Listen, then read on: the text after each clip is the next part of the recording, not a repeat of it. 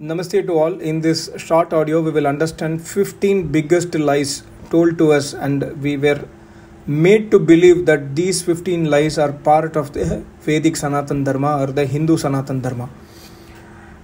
The lie number one is Vyasa wrote the Puranas.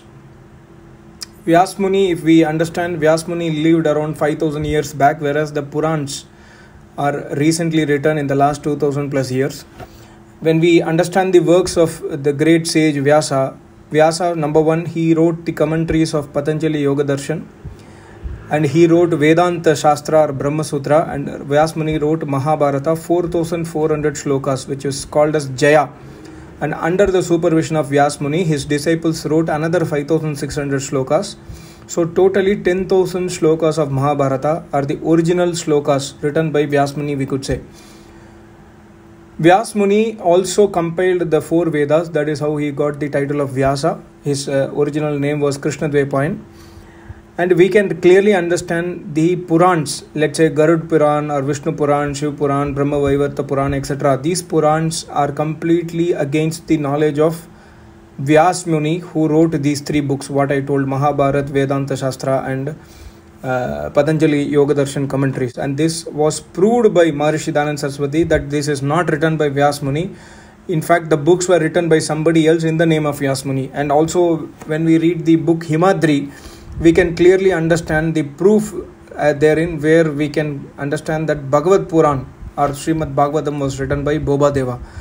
If you read the chapter number 11 of the book, The Light of Truth, you can understand the full truth about the Purans, and why it could have not been written by Vyas Muni has been clearly described and explained by Maharishi Dayananda Saraswati.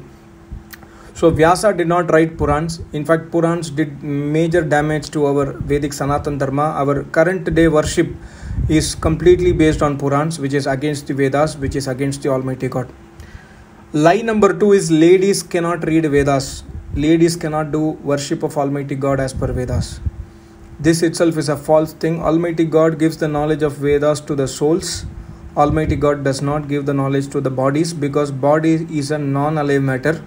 So Almighty God gives the knowledge to both male and female equally. If we read the history, let's say Upanishads or Mahabharata or Ramayana, we can clearly understand there were so many female scholars, learned Vedic scholars, who were also teaching the other students in Gurukul. This itself proves that ladies can read Vedas. The respect, the provision given by Almighty God is very huge in the Vedas. God himself has told that Strihi Brahma Babhuvita.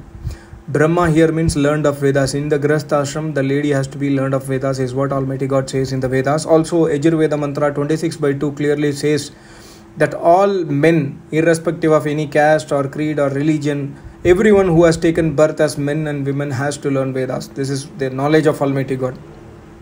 So this lie also has been put forward to us to destroy our Vedic Sanatan Dharma.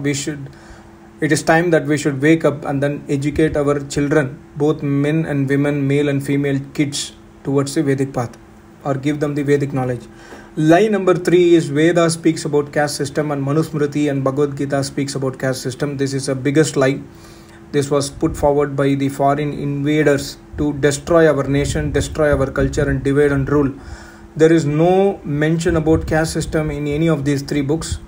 In the Vedas also there is only Varna system. The difference between Varna system and caste system I have clearly explained in one of my videos. Please go to the common misconceptions tab in my channel. You can see all the common misconception, and I have explained about the difference between caste system and Varna system. Caste system is based on birth, Varna system is based on karma. So God never made caste system, and none of our Rishi Munis followed caste system, is proved also when we study the ancient Itihas and ancient Brahman Granths. Lie number 4, 5 husbands for Draupadi. As I told, Mahabharata had only 10,000 shlokas. In the 10,000 shlokas, there is no mention by Vyas Muni about this kind of illegal thing where one woman is marrying 5 husbands. In fact, it is very clearly written in Mahabharata that Yudhishthir married Draupadi. Arjun won the Swayamvar, but after winning the Swayamvar, it was Yudhishthir who married Draupadi, and all the other brothers had their individual wives. So this is very clearly known when we read Mahabharata. You can read the original version of Mahabharata from vedicbooks.com. You can order the book written by Swami Jagdishwaranand Saraswati. Is one of the authentic ones, I would say. The next lie what is put forward to us, or what we commonly hear, is killing of cows, killing of horses, killing of human beings are done and sacrificed in the yajna. This is also absolutely anti-Vedic, unnatural, and against the knowledge of Almighty God, Vedas knowledge. The term Ashwamedha Yajna, I have explained in my previous videos. Ashwamedha means Rastram Vai Ashwamedha, the ruler of the nation. He does the yajna for the benefit of the nation. That yajna is called as Ashwamedha. There is no relation between killing of a horse and Ashwamedha Yajna at all. Also, Narmedha Yajna does not mean killing a human being and sacrificing in the holy fire. Narmedha Yajna is actually the Dahakaram, the final rites to be performed on a dead body, basically burning the dead body. So, and also killing of cow or any other animal or any human being is grave sin, as explained very well by Almighty God in the Vedas. So we should always be following ahimsa. In fact, the word for yajna in the Vedas, commonly used word, is advaraha. The meaning of advara is himsa rahit yajna. That means there is no place of violence allowed in the yajna. There is no killing allowed in the yajna. This has to be very clearly understood. The next lie is Aryan invasion. That means we have popularly heard from the current day saints as well as in many textbooks that Aryans invaded India. We have to understand the history very clearly. Manusmriti very clearly says the first origin of human in this creation happened in the Tibet region, and from Tibet, after a certain period of time, those people entered into India. That is why India was called as Aryavrata. Before India was named as Bharat, India was called as Aryavrata. And also the dialogue between Vyas Muni and his son in Mahabharata is very clearly mentioning the name Aryavrata. So Arya is the name of a person based on the quality. It is not name of a community or a caste or a religion. Arya means a person who is God fearing, a person who does Sandhya Upasana every day twice, a person who does everyday yajna, a person who serves the Acharya, who saves his country and serves the parents, elders, respects everyone, and also takes only vegetarian food, and they are Sattvic people. So Aryas never invaded India. In fact, all the people in India were called, even today also there are many Aryas. This is based on the quality. If somebody is following the Vedas, then that person can claim himself to be an Arya. So Arya invasion is also another lie. The next lie which is commonly told to us is Sri Ram and Sri Krishna were great avatars. When we read Valmiki Ramayana, the original book is available in vedicbooks.com, the original version of Valmiki Ramayana, commented by Sri Jagdishwaranand Saraswati. We can understand very clearly, even in the Balkand, that Sri Ram was a human being. Similarly, when we read Mahabharata, we can understand that Sri Krishna was a normal human being, but both of them were great yogis, Yogeshwar. Bhagavan, in Vedic terms, Bhagavan means one who has attained the glory of yoga. One who has attained the wealth of yoga is called as Bhagavan. In Atharvaveda, the term Bhagavan means to attain the glory of the yoga. So both Sri Krishna and Sri Ram were great yogis at that point of time. Both were human beings. They were not avatars. In fact, Almighty God very clearly says in the Vedas that He cannot take avatar because Almighty God is omnipresent. Avatar means coming down from somewhere. God being omnipresent, there is no possibility that God can come down from somewhere or take a human birth. God does not come into birth and death, is very clearly proved in the Vedas. The next popular lie what we commonly see is Hanuman had a monkey face because his tribe was Vanar and they were called as Vanars. Vanar means one who is residing in jungle or one who is residing in forest. Also Vanar means those people like Hanuman's tribe, these people were restless, and when they used to wear the langot, the end portion was worn like a tail basically. That's how they were called as Vanars. Hanuman, when we read Valmiki Ramayana, the original version, we can clearly understand Hanuman was a normal human being like you or me, and he did not have a monkey face. Next common lie which was told to us and very very popular lie is the Vedanta philosophy, the Neo Vedanta Advaitavad. In fact, when we read the history, when we read the clear history of Adi Shankaracharya from the Light of Truth by Maharishi Dayananda Saraswati, we can understand that the present Vedanta has emanated after Adi Shankaracharya died. And Adi Shankaracharya did not had a natural death, he was actually murdered. This proof also is given in the book Light of Truth. You can read that book. So after his death only the present Neo Vedanta, that everything is Brahman. You are God, I am God, everything is God, this world is Maya. This concept has come up. This is completely against the Vedas knowledge. In fact, if we read Yajurveda chapter 40, mantra number 1, we can clearly see that the mantra says, Jagatyam Jagat, Ishavasyam Idam Sarvam, Yatkincha Jagatyam Jagat. One Jagat is the non-alive matters of the world, the other Jagat is the alive matters, that is we Jivatma, and Ishavasyam, God resides everywhere. So this mantra also speaks about three eternal entities. The Vedic Traitvad is seen in almost all the Veda mantras, where Almighty God gives the knowledge of Vedas to the souls, and Almighty God creates the universe out of Prakriti. Prakriti is non-alive matter, souls are alive matter. Almighty God is only one and He is also alive. So this Vedic Traitvad is the concept given philosophy in the Vedas, whereas the Navina Vedanta, which is the Neo Vedanta, speaks about Aham Brahma Asmi. Aham Brahma Asmi is a term coming in the Upanishad. The correct meaning of Aham Brahma Asmi I have already mentioned in one of my video. You can see that video later on. So Neo Vedanta also is the biggest lie which spoiled our Vedic Sanatana Dharma. The next popular lie which is put forward to us is, when we chant Vishnu Sahasranama or Lalita Sahasranama, our sins get destroyed and we get pious deed or pious result due to that. This is also a biggest lie, because both the books, Vishnu Sahasranama and Lalita Sahasranama, were not written by Rishi Munis. They were written by human beings. And Almighty God clearly warns in Atharvaveda 7th Kanda that be away from any textbook written by human being, because human beings will tell lies. They will not speak the truth. And Vishnu Sahasranama speaks about the idol worship. It speaks about the avatarvad of Lord Vishnu, whereas the meaning of Vishnu is Vishlari Vyapto Vishnuhu. That Almighty God who is omnipresent, who never takes avatar, is called as Vishnu. So Vishnu Sahasranama, Lalita Sahasranama, all those things are against the Vedas.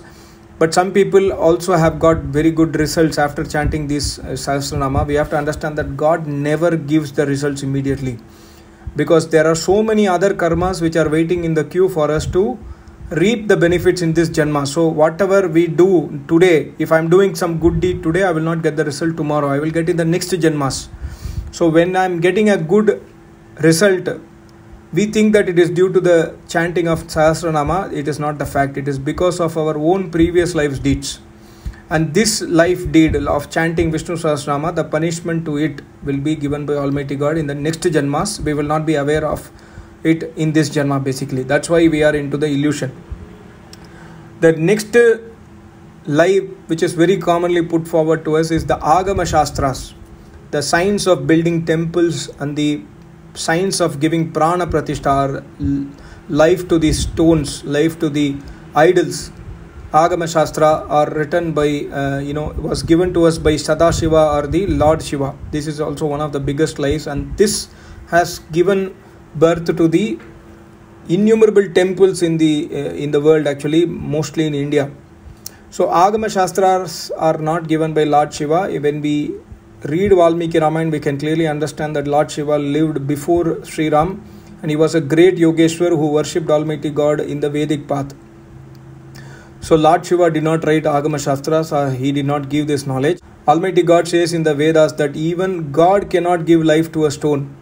So it's impossible, because the human body and stone, when we compare, the human body has a different mechanism inside, whereas the stone does not have those kind of mechanism. So even the Almighty God cannot breathe air inside the stone. So the current Agama Shastra is completely anti-Vedic, and it's a profession to run business of temples, to earn money by some people, whereas fooling the majority of the public. So we have to be aware of this truth. And this also is against our Vedic Sanatana Dharma. The next lie which is very popular is idol worship is supported by Vedas. Vedas clearly condemn idol worship, because Almighty God never takes avatar. There is no image for Almighty God. So this has to be very clearly understood. I have made several videos on this topic. Please go and see the videos with the Vedic proof. I have proved that Almighty God does not take avatar, does not take birth. So idol worship is strongly prohibited, and Almighty God gives stringent punishment to those people who are worshipping idols. The next popular lie is the astrology. The current astrology is not in Vedas. The astrology which is available in the Vedas is the 6th Anga, which speaks about the science of astronomy, which speaks about statistics or other mathematical calculations. But the current astrology of seeing horoscopes or seeing your future, etc., is against the Vedas, against Almighty God's knowledge. Almighty God tells in the Vedas to do pious Vedic deeds to get good results. To get pious Vedic results, we have to do pious Vedic deeds. We cannot forecast or foresee our future, and doing such acts is against the knowledge of Almighty God, and we will get punishment by Almighty God. I have also made another video to prove that the modern astrology and the Vedic astrology are completely poles apart. Please request you to see that video as well. The next 14th lie, the common lie, is the ghost worship, that there are ghosts exist everywhere, etc. This is basically made popular due to the advent of new religions like Islam and Christianity, which supports the ghost worship, which supports the ghost theory. Basically, there is no existence of ghost as per the Vedic theory, because Almighty God says very clearly in Yajurveda that after the death of a person, on the 13th day, the soul attains the next womb, and for 12 days the soul is under the control of Sutratma Vayu when it is not taking birth. So the ghost worship is against the Vedas. So we should be aware of this. This also is a multi-crore business in present times. We should be aware of the falsehood. Last but not least, the last lie is basically the food offered to the departed souls like Shraddha and Tarpana. I have made clear video to prove that Tarpana means only to serve the live parents who are living with us. That is called as Tarpana. Tarpan in Sanskrit means to make them tript, to make them happy, satisfied is possible only when they are alive. After the person is dead, in 13 days or in 14 days, that soul gets another body. So inside the mother's womb, that soul gets the food from the mother. After taking the birth, that child gets the feeding from the mother and food from outside. So whatever we are offering to the departed soul, it's impossible that the offering reaches them. This is scientific process, very clearly understandable, and also mentioned in Yajurveda that we cannot offer food to the departed souls. This is a part of Garuda Purana, which is again not written by Vyas Muni. So Vyas Muni did not write Garuda Purana. Garuda Purana speaks about offering to the departed souls. So these are some of the popular lies which have totally destroyed or destroying the Vedic Sanatan Dharma. We have to be aware of these popular lies so that we try to at least attempt towards the Vedic path. The worship of Almighty God is possible only by following Vedic path, that is by doing everyday yajna, doing everyday name jap, doing everyday sandhya upasana, doing everyday Gayatri mantra jap, doing service to the Acharya, doing service to the parents, doing service to the nation. All these are parts of worshipping the Almighty God, because worship in Sanskrit means giving respect. So when we follow Almighty God, we are worshipping Almighty God. So we have to follow the Vedic rules only, and we have to be aware of these lies.